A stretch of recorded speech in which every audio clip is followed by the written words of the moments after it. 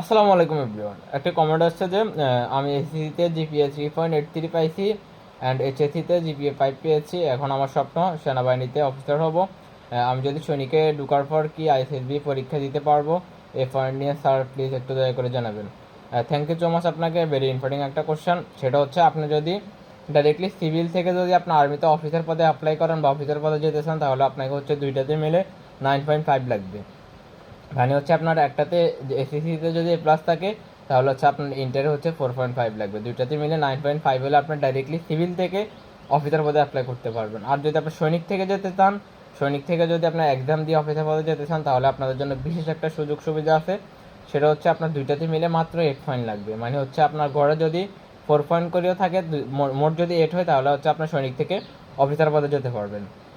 তো এখানে আমি দেখতেছি আপনার হচ্ছে গড়ে হচ্ছে 8 পয়েন্ট প্লাস আছে।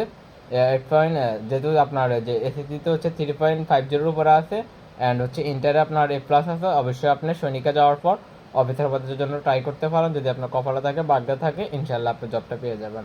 তো এর আগে আপনাকে সৈনিকে যেতে হবে, সৈনিকের জন্য ভালো প্রিপারেশন নিতে হবে।